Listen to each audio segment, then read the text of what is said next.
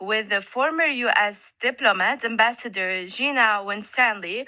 Welcome, Ambassador Gina, in this coverage. So you have heard yesterday's statements by Trump. To what extent do you think they are clear to you, especially when it comes to the new goals of this war and also the timeline of ending this war? Thank you so much for having me.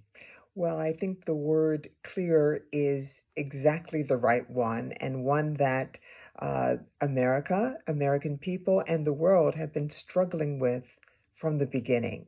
We've seen the goals change almost day by day, but in this case, it may be an opportunity for him to lay the groundwork for wrapping up or concluding the war. We know that there are pressures at home. Certainly, gas prices, oil prices are adding to that pressure.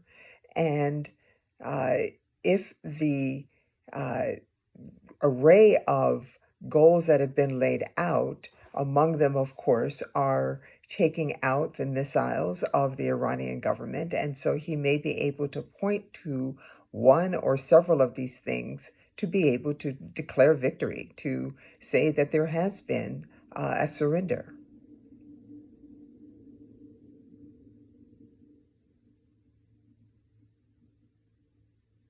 So when it comes to the goals, the expected goals, do you think the maritime security and the freedom of maritime security in the Strait of Hormuz is one of the priority goals now for the military operation? Mm-hmm. Well, it's certainly been added to it. The lack of movement of ships through the Straits of Hormuz is one that is raising insurance prices, is raising oil prices, etc. And the president has suggested a variety of ways to address it, whether it is escorting ships, and we've heard that France is sending warships to escort ships if need be, as well as using naval assets to prevent attacks. There's even the suggestion that the United States might provide insurance for those who are reluctant to go through, even if the United States believes that it is safe.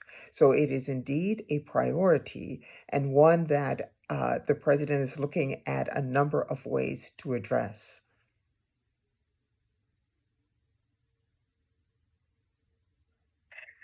When it comes to the new election of the new Iranian supreme leader, so the US president has said that it is among the worst scenarios, and now they have chosen a new supreme leader. And according to your expertise in working in the diplomatic corps and with the Department of State, to what extent do you think Mujtaba Khamenei is an acceptable name for the US administration? Well, the president has said very clearly that it's unacceptable. So that leaves a couple of options. One that is not expected, which is that he would agree to American demands and allow this war to end in the way that President Trump wants it to end. The other one is, of course, that as we have seen with his father, that the combined forces, perhaps Israeli or otherwise, try to eliminate him as a leader as well. Certainly, he's expected to be much more cautious than his father was in trying to remain safe from attack from U.S. and Israeli forces. Otherwise, it does appear that the Iranians are intent upon continuing the war to the best of their ability. Certainly, the president has said we have knocked out 80% of their capabilities, but there are other options, as we have seen in other conflicts, of asymmetric warfare that might allow them to continue on even with diminished weaponry.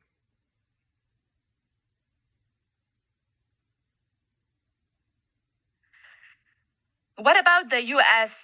Israeli cooperation now in this war? To what extent do you think Israel now is comfortable to take the decision, especially if Donald Trump decided to end the war?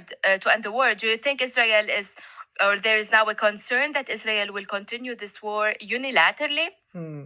Well, there are reports that there is some concern in Israel about how long the president may want to continue, but so far the president says that it will be a joint decision when the war ends.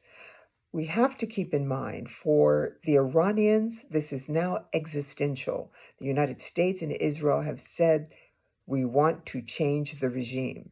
For the Israelis, they have long believed that it is existential, that Iran wants to eliminate the nation. For the United States, this is not existential. And so there is bound to be some frictions with regard to what the long-term goals are. But these are two very close allies. President Trump and Prime Minister Netanyahu have a productive relationship. They talk. And so right now, the president says it will be a decision that the two of them make.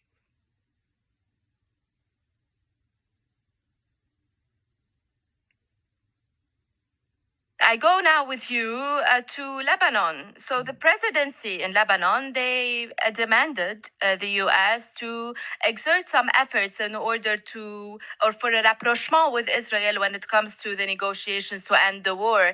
To what extent do you think the U.S. administration now, and especially amid these difficult situations, will give Lebanon a leeway? Or do you think now the priority for the U.S. is to give Israel the capability of basically ending Hezbollah? Well, I think there is a wide leeway for the Israelis to pursue Hezbollah. As we know in this case, although there are charges that the Israelis have violated the ceasefire repeatedly, in this case, Hezbollah did send an attack toward Israel. The United States does not want Israel to turn Lebanon into the Gaza Strip.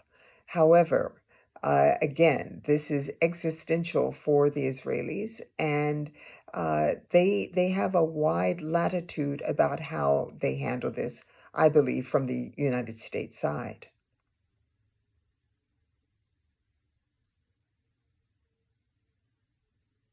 Also, when it comes to Lebanon, do you think now the demands, especially after sending one of the American envoys to Lebanon, do you think the Lebanese demands will change, especially before the latest escalation?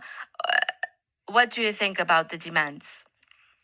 Well, I believe the priority now is to get the Israeli attacks to stop as soon as possible. There is a great deal of damage being done. So far, hundreds have been killed in Lebanon. The country has already been in a very weakened state.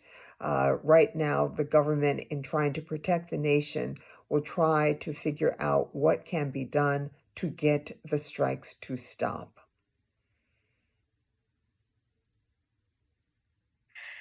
Thank you so much, Ambassador Gina Winstanley from Washington, former U.S. diplomat. Thank you, Ambassador. All right. Take care. Have a good day. Thank you so much. You too. All Thank right. you. Good Bye. night. Bye bye.